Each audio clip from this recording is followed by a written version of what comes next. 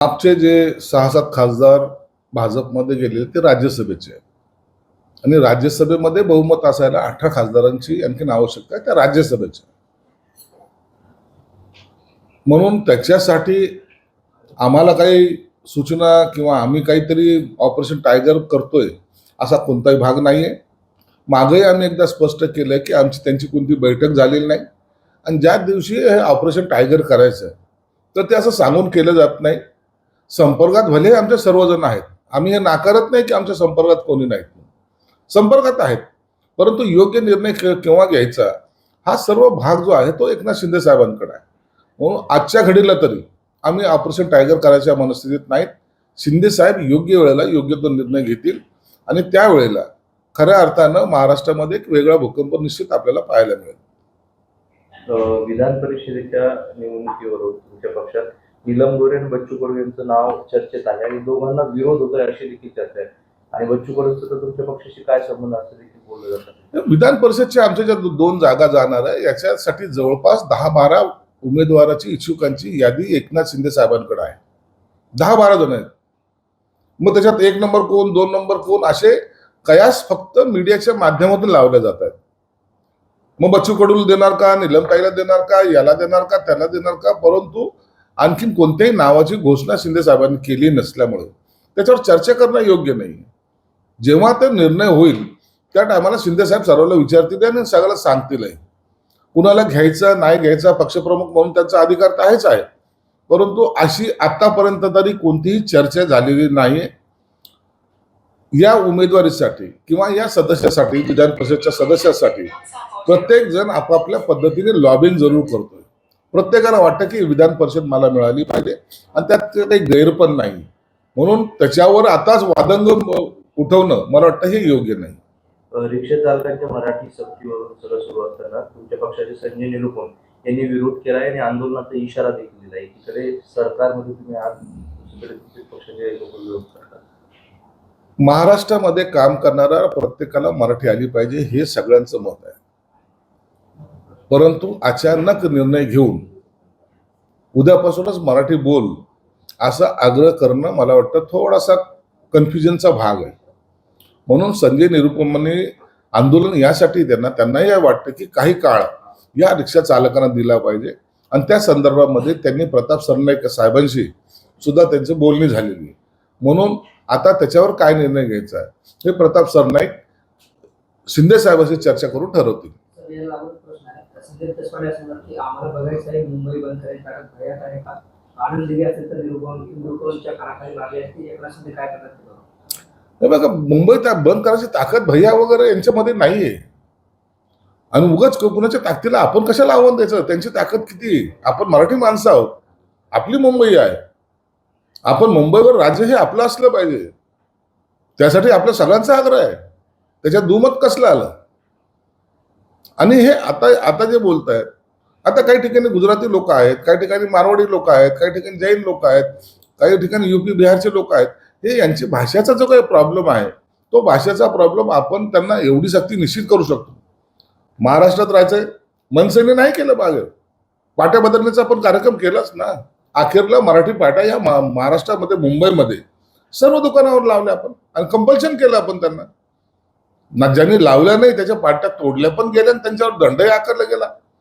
म्हणून हे परिवर्तन काही लोकांना जे काय वाटतं की मुंबई आता काहीतरी महाराष्ट्रापासून वेगळी होईल, मुंबईला आता हिंदी भाषिकांचा काहीतरी कब्जा होईल, असं काही होणार नाही. सर्वांनी पाहिलेलं या महानगरपालिकेमध्ये हिंदी भाषिक कोणतरी महापौर होईल असं अनेकांचा कयास होता. अखेरला मराठी महिलाच आपली महापौर झाली ना. म्हणून मुंबई ही मराठी माणसाचीच आहे आणि त्याच्यासाठी कोणताही कॉम्प्रोमाइज आम्ही करणार नाही. निश्चित वेळेनुसार थोडा बहुत जे काही संधी द्यायचा टाइम असतो ती संधी निश्चित दिली पाहिजे असं प्रत्येकाचं मत आहे.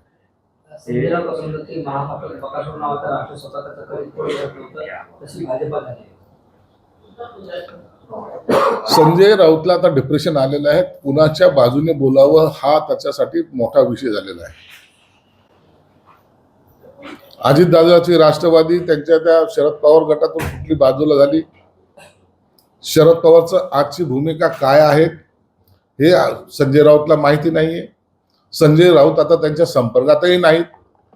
दुसरं, उबाठामध्ये जे अंतर्गत भांडणं आहेत त्यामुळं उबाठाचं सध्याची स्थिती काय आहे तेही त्यांना सांगता येत नाही.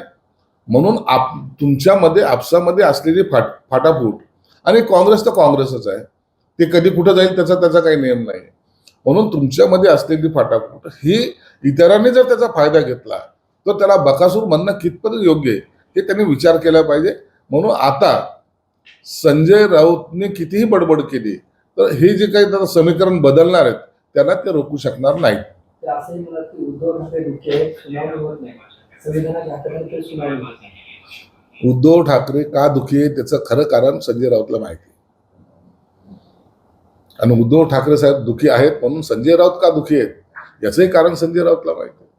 म्हणून इतरांकडे विषय डायव्हर्ट करण्यापेक्षा हे दुःखाचं तुम भी दुखी और हम भी दुखी ही आता जे काही चालू आहे ना त्यांचं रडगाणं, त्याचे कारण वेगळे आहेत, हे बोलतायत वेगळे. नागपूरला बागेश्वर महाराजांनी वादग्रस्त वक्तव्य केलंय.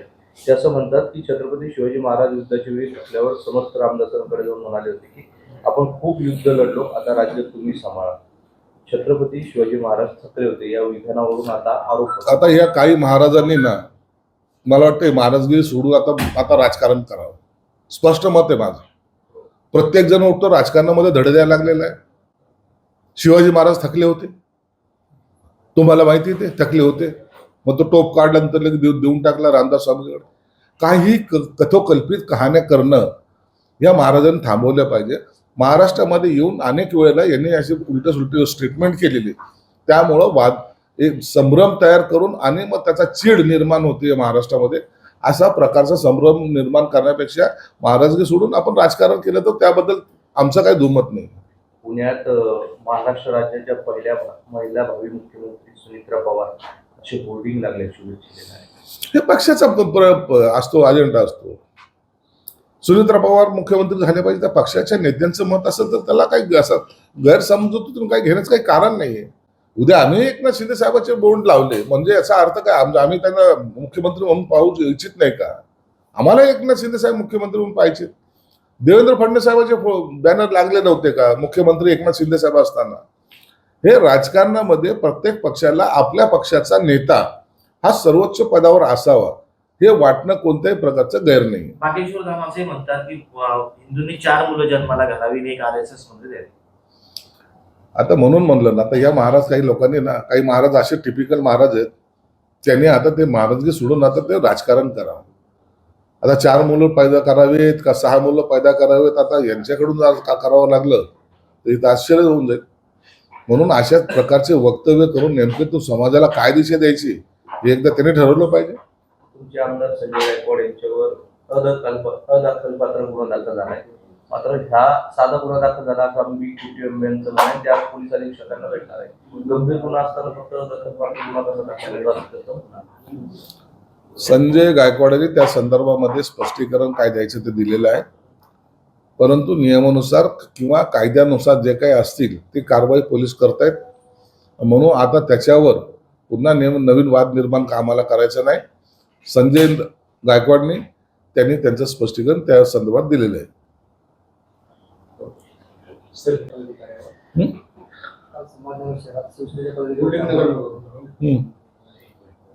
पोलिसांनी केलाय तो असा आरोप. शहरामध्ये गुन्हेगारीचं प्रमाण वाढतंय, खुनाचं प्रमाण वाढतंय.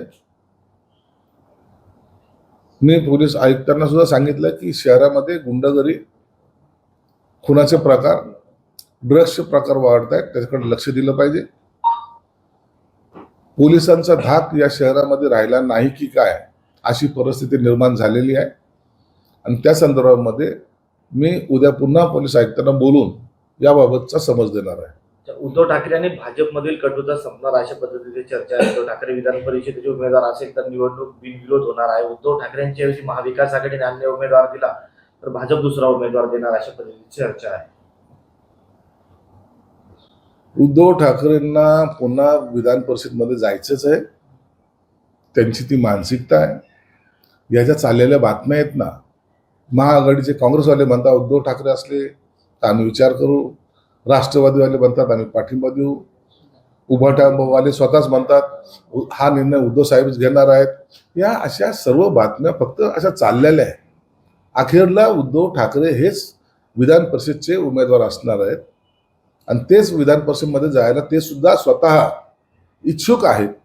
म्हणून किती जरी काही जरी झालं तर ही विधान परिषदची निवडणूक उद्धव ठाकरे लढवणार आहेत आणि त्याच्यामुळं इतर सगळ्या निवडणुका मला वाटतं दुसरे कोणी उमेदवार नसल्यामुळं फाटाफुटीचे चान्सेस कमी होतील आणि ही बिनविरोध निवडणूक होईल असा एकंदरीत अंदाज आहे.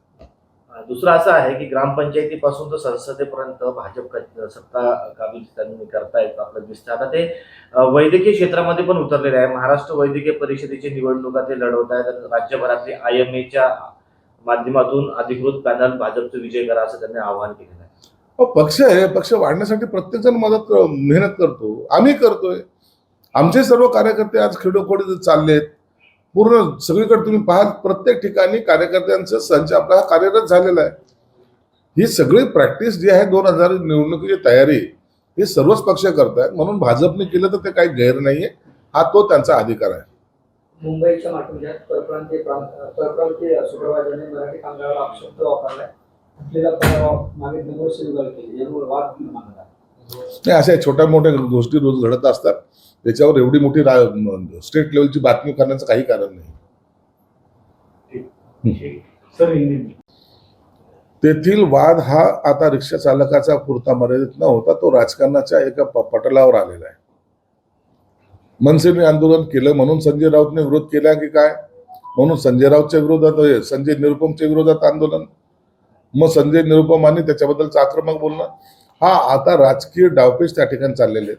मला वाटतं पोलीस आपली कारवाई करतायत, परंतु महाराष्ट्रामध्ये राहणाऱ्या मी पहिलेही सांगितलं की महाराष्ट्रातल्या राहणाऱ्या प्रत्येक माणसाला मराठी आलं पाहिजे, हे आमचा सुद्धा आग्रह आहे.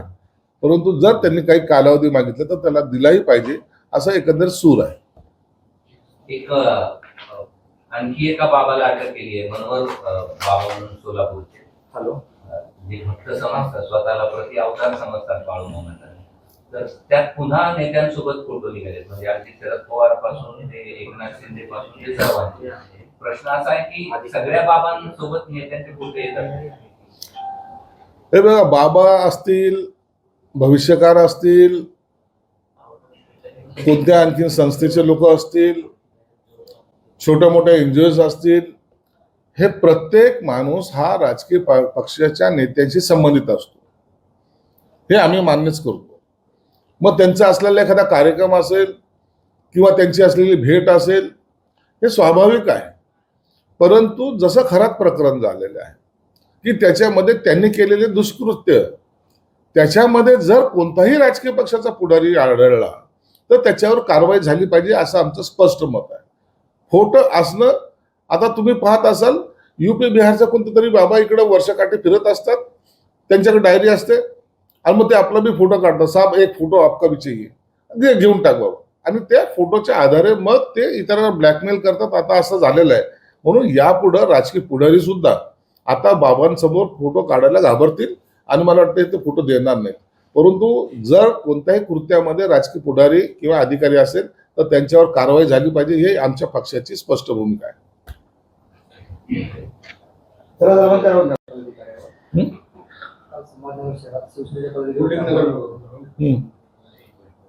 पोलिसांनी केलाय तो असा आरोप. शहरामध्ये गुन्हेगारीचं प्रमाण वाढतंय, खुनाचं प्रमाण वाढतंय. मी पोलीस आयुक्तांना सुद्धा सांगितलं की शहरामध्ये गुंडगिरी, खुनाचे प्रकार, ड्रग्सचे प्रकार वाढत आहेत, त्याच्याकडे लक्ष दिलं पाहिजे. पोलिसांचा धाक या शहरामध्ये राहिला नाही की काय अशी परिस्थिती निर्माण झालेली आहे आणि त्या संदर्भामध्ये मी उद्या पुन्हा पोलीस आयुक्तांना बोलून याबाबतचा समज देणार आहे. उद्धव ठाकरे आणि भाजपमधील कटुता संपणार अशा पद्धतीची चर्चा आहे. उद्धव ठाकरे विधान परिषदेचे उमेदवार असेल तर निवडणूक बिनविरोध होणार आहे. उद्धव ठाकरेंच्या ऐवजी महाविकास आघाडीने अन्य उमेदवार दिला तर भाजप दुसरा उमेदवार देणार अशा पद्धतीची चर्चा आहे. उद्धव ठाकरेंना पुन्हा विधान परिषदमध्ये जायचंच आहे, त्यांची ती मानसिकता आहे. याच्या चाललेल्या बातम्या आहेत ना, महाआघाडीचे काँग्रेसवाले म्हणतात उद्धव ठाकरे असले तर आम्ही विचार करू, राष्ट्रवादीवाले म्हणतात आम्ही पाठिंबा देऊ, उभाटावाले स्वतःच म्हणतात हा निर्णय उद्धव साहेबच घेणार आहेत. या अशा सर्व बातम्या फक्त अशा चाललेल्या आहेत. अखेरला उद्धव ठाकरे हेच विधान परिषदचे उमेदवार असणार आहेत आणि तेच विधान परिषदमध्ये जायला ते सुद्धा स्वतः इच्छुक आहेत. म्हणून किती जरी काही जरी झालं तर ही विधान परिषदची निवडणूक उद्धव ठाकरे लढवणार आहेत आणि त्याच्यामुळं इतर सगळ्या निवडणुका मला वाटतं दुसरे कोणी उमेदवार नसल्यामुळं फाटाफुटीचे चान्सेस कमी होतील आणि ही बिनविरोध निवडणूक होईल असा एकंदरीत अंदाज आहे.